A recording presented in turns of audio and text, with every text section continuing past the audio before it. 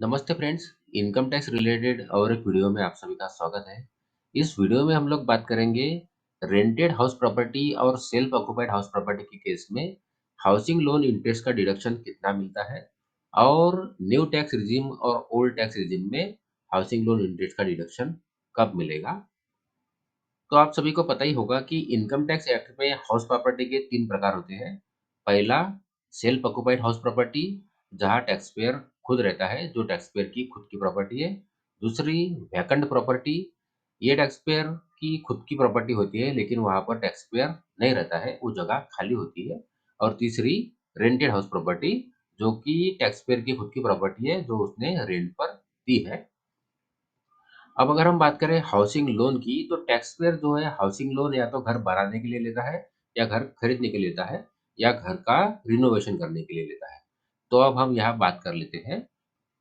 तो यहाँ लोन लेने का जो मकसद है वो काफी इम्पोर्टेंट है, जिसके बारे में भी हम यहाँ बात करेंगे।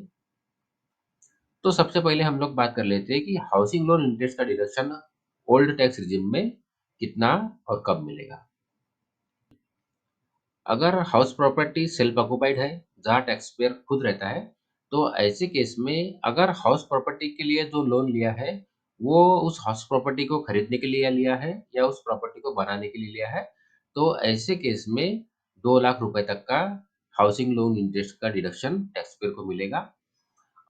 और अगर हाउसिंग लोन जो है उस प्रॉपर्टी को रिनोवेट करने के लिए लिया है, तो ऐसी केस में 30,000 रुपए तक का डिडक्शन टैक्स पेयर को मिलेगा।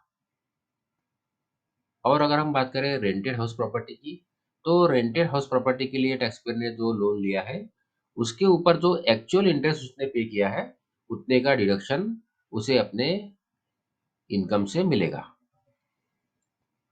अब अगर हम बात करें न्यू टैक्स रिजिम की, तो न्यू टैक्स रिजिम में सेल्फ ऑक्युपाइड हाउस प्रॉपर्टी के लिए जो हाउसिंग लोन लिया है, उस लोन के इंटरेस्ट का डिडक्शन नहीं मिलता है।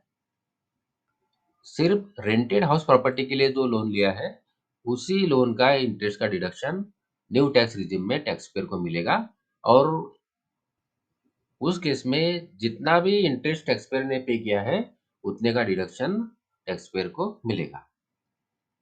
तो अब हम यहाँ समझ सकते हैं कि न्यू टैक्स रिजिम की केस में हाउसिंग लोन इंटरेस्ट का डिडक्शन तभी मिलेगा जब हाउस प्रॉपर्टी रेंटेड हो, और ओल्ड टैक्स रिजिम के केस में हाउसिंग लोन इंटरेस्ट का डिडक्शन दोनों केस में मिलेगा।